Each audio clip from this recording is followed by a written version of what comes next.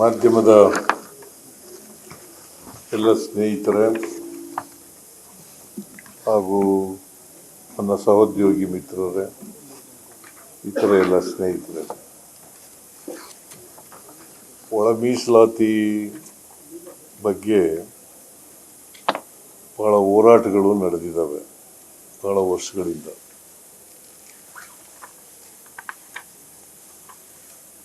ಒಳ ಮೀಸಲಾತಿ ಆಗಬೇಕು ಅಂತ ಹೇಳಿ ಹೋರಾಟಗಳು ನಡೀತಾ ಇತ್ತು.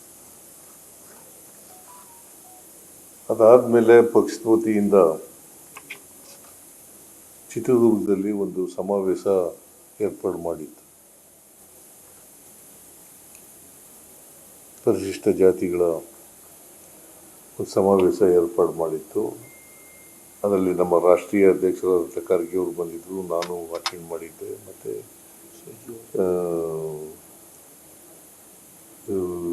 ಡಾಕ್ಟರ್ ಪರಮೇಶ್ವರ್ ಅವರ ನೇತೃತ್ವದಲ್ಲಿ ನಡೀತಿರೋದು. ಅಲ್ಲಿ ಒಳ ಮೀಸಲಾತಿ ಮಾಡಲಿಕ್ಕೆ ಎಲ್ಲ ಗುಂಪುಗಳು ಕೂಡ, ಎಸ್ ಸಿನಲ್ಲಿ ಅನೇಕ ಗುಂಪುಗಳು ಬರ್ತವೆ, ಸುಮಾರು 101 ಜಾತಿಗಳು ಬರ್ತವೆ. ಅದರಲ್ಲಿ ಎಡಗೈನವರು, ಬಲಗೈನವರು, ಲಂಬಾಣಿ, ಬೋವಿಗಳು,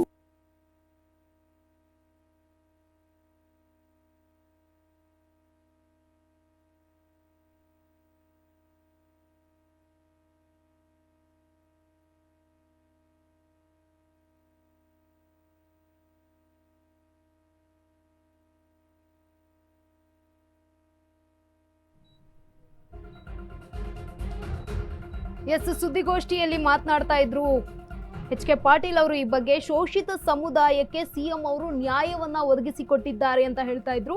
ಮೀಸಲಾತಿ ಹೋರಾಟಕ್ಕಾಗಿ, ಒಳ ಮೀಸಲಾತಿಗಾಗಿ ಬಹಳಷ್ಟು ಹೋರಾಟ ನಡೀತಾ ಇತ್ತು, ಹೋರಾಟಗಳು ಕೂಡ ಆಗ್ತಾ ಇದ್ವು. ಚಿತ್ರದುರ್ಗದ ಕಾರ್ಯಕ್ರಮದಲ್ಲಿ ಕೂಡ ಮಾಡಿದ್ರು ಈ ವೇಳೆಯಲ್ಲಿ. ಈಗ ಆ ವೇಳೆ ಕಾರ್ಯಕ್ರಮದಲ್ಲಿ ಖರ್ಗೆ ಅವರು ಕೂಡ ಭಾಗಿಯಾಗಿದ್ರು. ಒಂದು ಒಳ ಮೀಸಲಾತಿಯ ಬಗ್ಗೆ ಚರ್ಚೆ ಆಗಿತ್ತು. ಈ ನಮ್ಮ ಸರ್ಕಾರ ಈ ಒಂದು ಒಳ ಮೀಸಲಾತಿ 2024ರಲ್ಲಿ 1/8/2024ರಲ್ಲಿ ಸುಪ್ರೀಂ ಕೋರ್ಟ್ನವರು ಒಂದು ತೀರ್ಮಾನವನ್ನು ಕೊಟ್ಟರು. ಒಳ ಮೀಸಲಾತಿ ಮಾಡಬಹುದು ಅಂತೇಳಿ ತೀರ್ಪನ್ನು ಕೊಟ್ಟರು. ಅದು 7 ಜಡ್ಜಸ್ ಇದ್ದರು, ವಿಭಾಗೀಯ ಪೀಠ ಕೊಟ್ಟ ತೀರ್ಪು.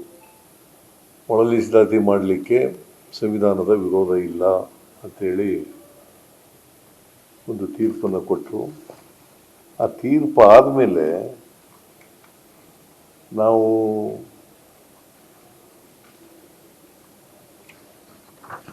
ಒಂದು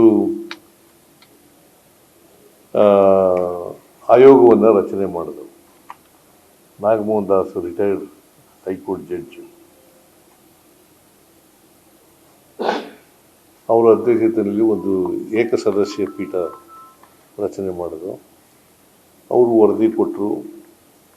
ಆ ವರದಿಯನ್ನು ಕ್ಯಾಬಿನೆಟ್ ಮುಂದೆ ಇಟ್ಟು ಸರ್ವಾನುಮತದಿಂದ ತೀರ್ಮಾನ ಮಾಡಿದ್ರು. ಆ ವರದಿನಲ್ಲಿ, ನಾಗಮೋಹನ್ ದಾಸ್ ಅವರು ಕೊಟ್ಟಿದ್ದಂಥ ವರದಿನಲ್ಲಿ 6, 5, 4, 1, 1 ABCDE ಅಂತ ಕ್ಯಾಟಗರಿ ಮಾಡಿ ಅಷ್ಟು ಕೊಟ್ಟಿದ್ದರು. ಆಮೇಲೆ ನಾವು ಕ್ಯಾಬಿನೆಟ್ನಲ್ಲಿ ಸರ್ವಾನುಮತದಿಂದ ಏನು ತೀರ್ಮಾನ ಮಾಡ್ತು ಅಂತಂದರೆ 6, 6, 5 6 ಎಡಗೈನವರಿಗೆ, ಬಲಗೈನವರಿಗೆ 6 ಮತ್ತು ಇತರ ಎಲ್ಲ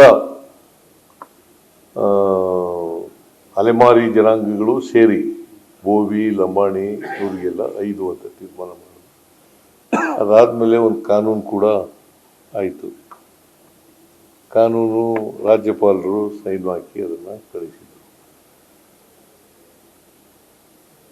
ಈ ಕಾನೂನು ಮಾಡಿದ ಮೇಲೆ ಮತ್ತೆ ಗೊಂದಲ ನಿರ್ಮಾಣ ಆಯಿತು. ರೋಸ್ಟರ್ ಪಾಯಿಂಟ್ನಲ್ಲಿ ಗೊಂದಲ ನಿರ್ಮಾಣ ಆಯಿತು. ಇನ್ ದಿ ಮೀನ್ ವೈಲ್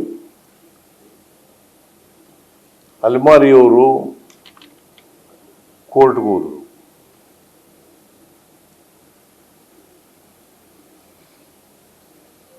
ಕೋರ್ಟ್ಗೆ ಹೋದ್ಮೇಲೆ ಅವರು ಮೀಸಲಾತಿ 50%ಗಿಂತ ಜಾಸ್ತಿ ಆಗಬಾರ್ದು ಅಂತ ಹೇಳಿದ್ರು ಕೋರ್ಟ್ನವರು.